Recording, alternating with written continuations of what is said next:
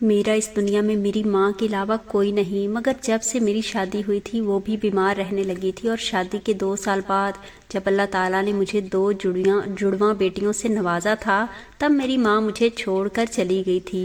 میرا باپ آج سے 10 سال پہلے فوت ہوا تھا، اور آج میری ماں بھی فوت ہو گئی تھی۔ نہ ہی میرا کوئی بھائی اور نہ ہی میری کوئی بہن تھی۔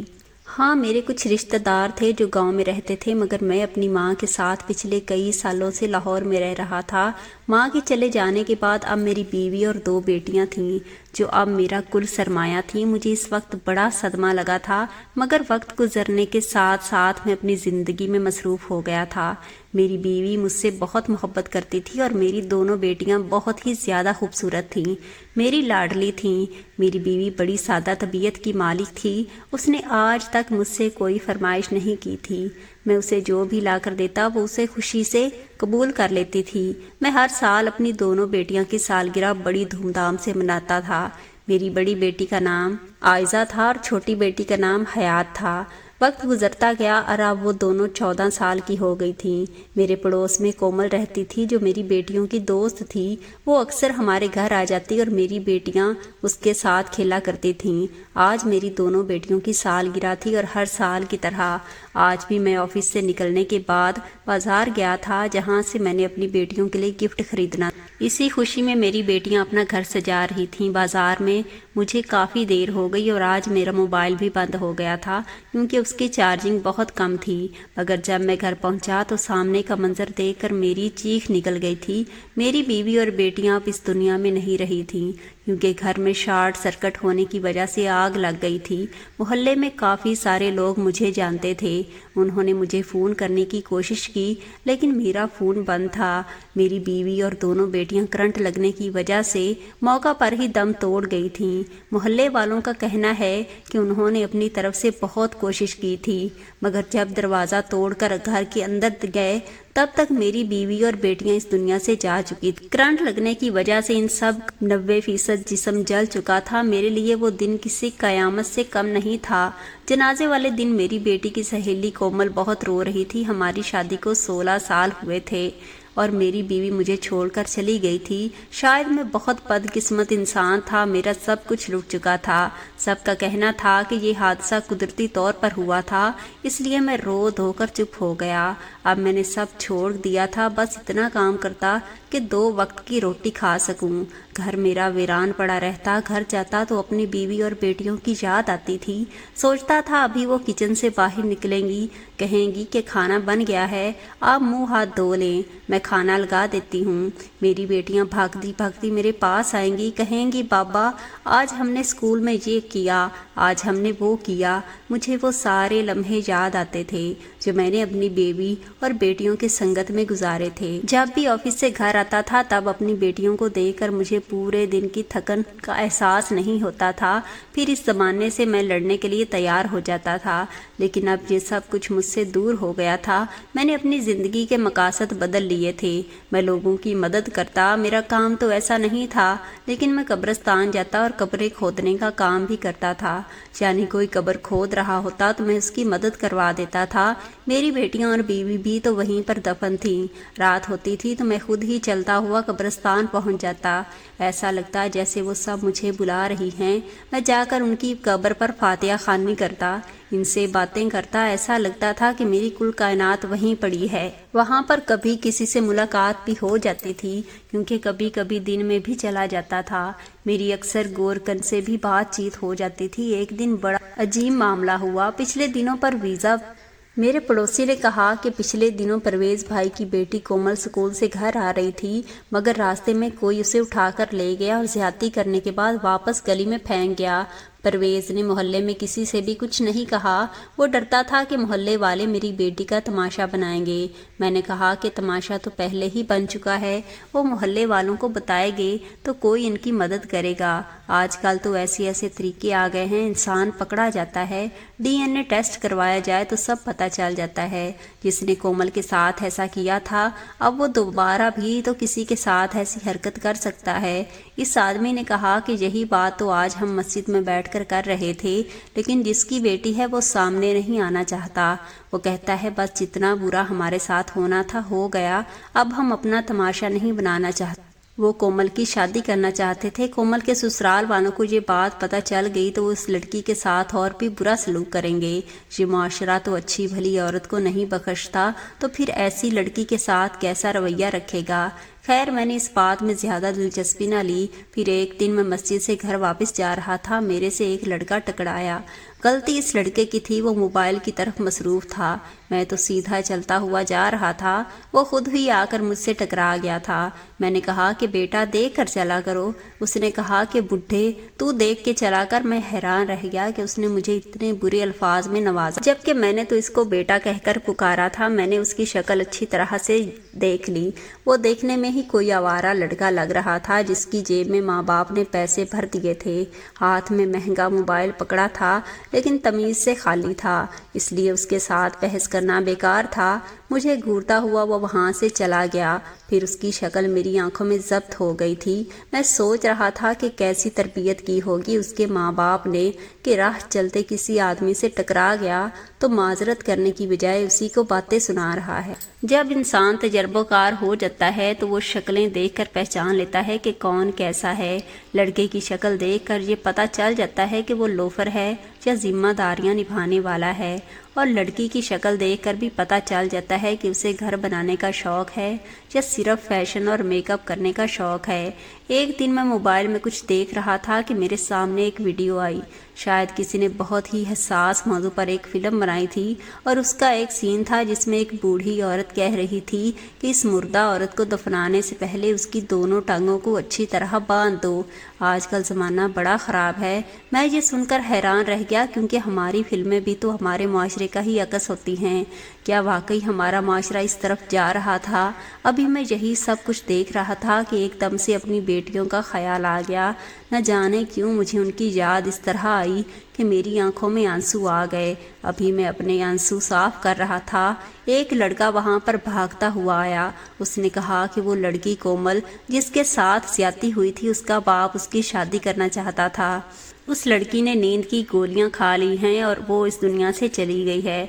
अब इसका बाप कहता है कि मेरी बेटी के जनाजे पर कोई ना आए, क्योंकि अगर लोग आएंगे तो सवाल करेंगे कि जवान लड़की ने खुदकुशी क्यों की है। मैंने अपना सर पकड़ लिया, क्योंकि मैं इस इंसान को अच्छी तरह जानता था।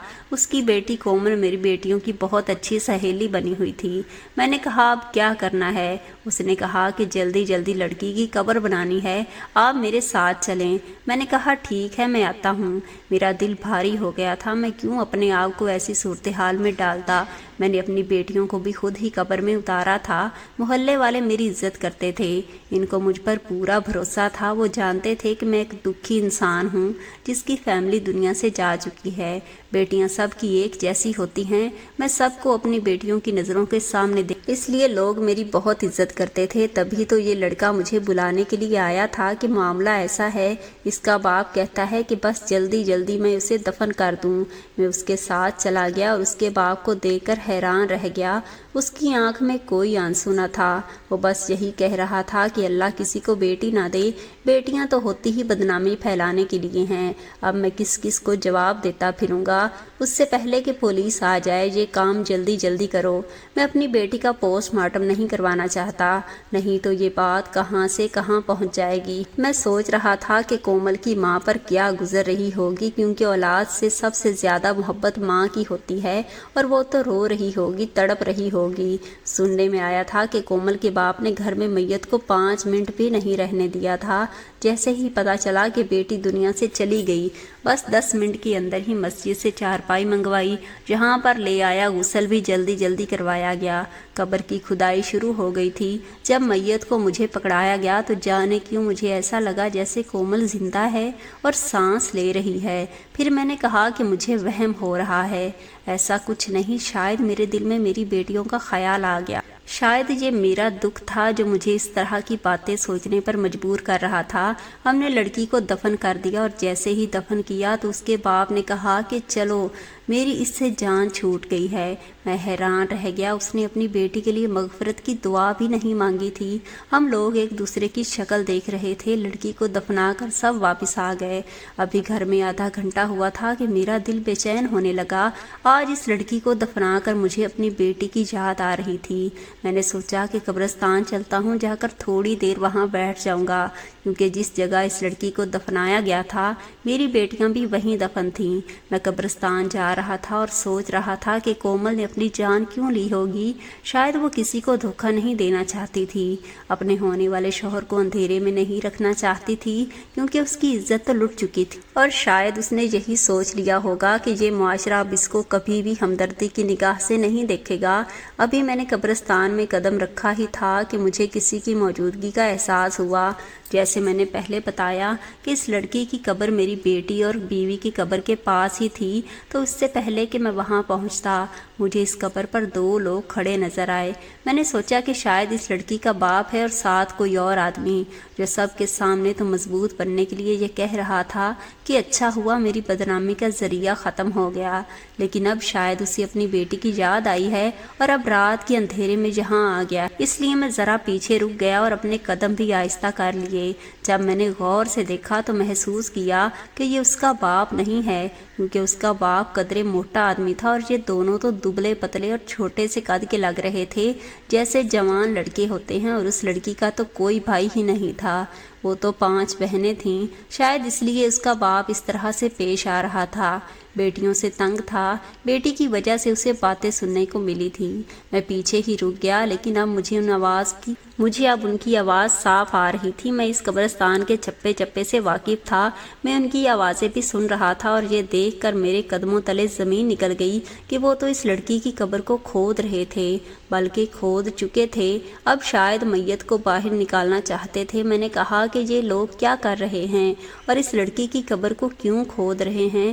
اسے تو ہم نے 1 گھنٹہ پہلے ہی دفنایا تھا، وہ جلدی جلدی یہ کام کر رہے تھے۔ میں حیران رہ گیا۔ پھر اس نے ایک لڑکے کو میں نے پہچان لیا تھا، یہ وہی لڑکا تھا جو راہ چلتے مجھ سے ٹکرایا تھا، جس کو دیکھ کر یہ پتہ چلتا تھا کہ یہ کوئی بہت ہی بری نیت اور برے کام کرنے والا لڑکا ہے۔ بس میرے دماغ میں ایک بات بجلی کی طرح آ گئی۔ میں سمجھ گیا کہ یہ لوگ اس لڑکی کے رشتہ دار تو ہو نہیں سکتے، معاملہ کوئی اور ہی ہے۔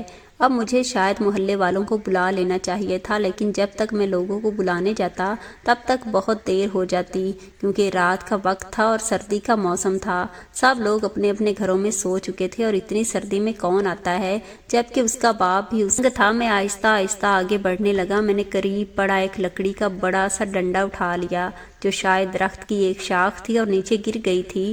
میرے اندر بہت سی طاقت آ گئی تھی۔ میں اپنے اندر طاقت کو جمع کر رہا تھا، کیونکہ ان دونوں کے ارادے کیا تھے وہ میں بھانپ چکا تھا۔ انہوں نے میت کو باہر نکال لیا اور کفن بھی کھولنے لگے، مگر میں نے اسی وقت دونوں کو مارنا شروع کر دیا۔ ایک ایک ڈنڈا میں ان دونوں کے سر میں دے مارا۔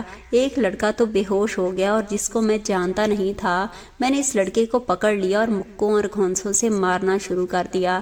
شور سن کر گورکن بھی آ گیا۔ وہ دوسرے حصے میں رہتا تھا اور دیوار کے پار اس کا گھر تھا۔ اتنی دور سے وہ نہیں دیکھ سکتا تھا کہ یہاں کیا ہو رہا ہے۔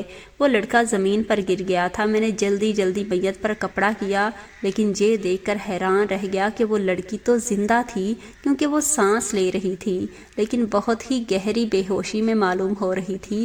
گورکر وہاں پر آ گیا تھا، اس نے اس لڑکے کو پکڑ لیا تھا۔ میں نے کہا کہ اس کو جانے نہیں دینا، اور یہ جو بے ہوش پڑا ہے اس کو بھی پکڑ لو، یہ لڑکی زندہ ہے، میں اسے ہسپتال لے کر جا رہا ہوں۔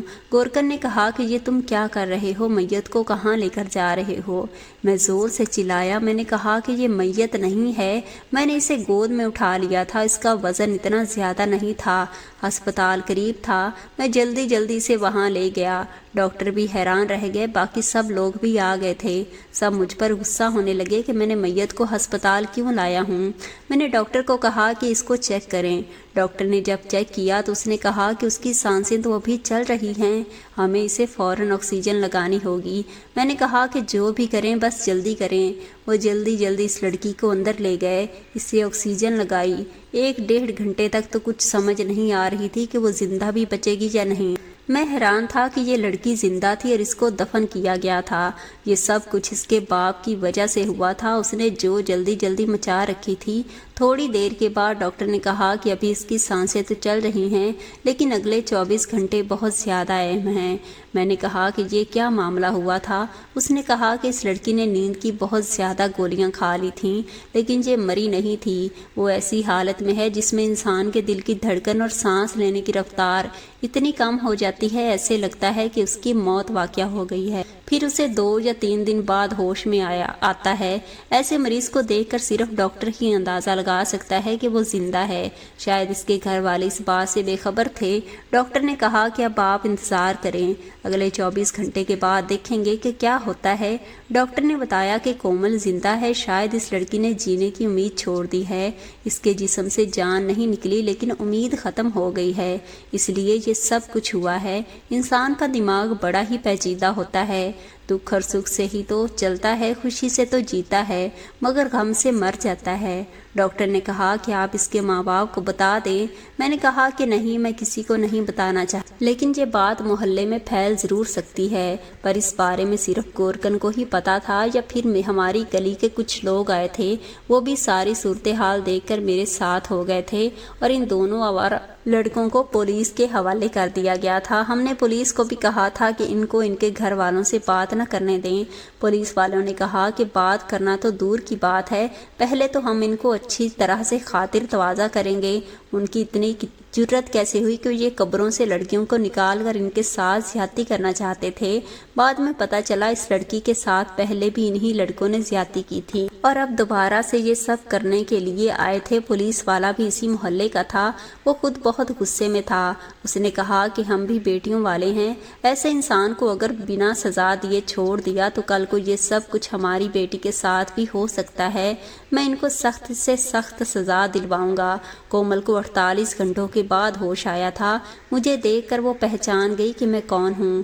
نرس اور ڈاکٹر نے اس کو سب کچھ بتا دیا۔ وہ بیچاری اب کیا بولتی، وہ تو عجیب سی حالت میں تھی۔ اس سے پوچھا کہ کیا وہ اپنے ماں باپ کے پاس واپس جانا چاہتی ہے، تب اس نے انکار کر دیا تھا۔ پھر ہم نے اس کو سمجھایا کہ تمہارے گھر میں تمہاری ماں ہوگی، بہنیں ہوں گی، وہ تمہارے لیے تڑپ رہی ہوں گی، مگر اس نے پھر بھی انکار کر دیا۔ مگر یہ بات چھپنے والی نہیں تھی، اس کے گھر والوں کو سب پتہ چل چکا تھا۔ وہ بھی ہسپتال آ گئے تھے۔ کومل کی ماں اس سے لپٹ کر ایسے روئی، ہم سب کی آنکھوں میں آنسو آ گئے تھے۔ اس نے کہا کہ یہ میری بڑی بیٹی ہے، میری پہلی اولاد ہے، میں اس کے بغیر کیسے رہ سکتی ہوں۔ اس نے اپنے شوہر سے کہا کہ وہ اسے کبھی معاف نہیں کرے گی۔ اس کا سر بھی جھک گیا۔ سب نے اسے سمجھایا کہ تمہاری بیٹی نے خود کسی کے ساتھ کوئی غلط کام نہیں کیا تھا، بلکہ کومل کے ساتھ تو ظلم ہوا تھا اور جس نے یہ ظلم کیا وہ بھی پکڑا گیا ہے۔ اب کومل کا باپ بہت زیادہ شرمندہ تھا، وہ بھی رونے لگا۔ اپنی بیٹی کی طرف ہاتھ بڑھایا تو اس کی بیٹی اس سے ڈر کر پیچھے ہٹ گئی تھی۔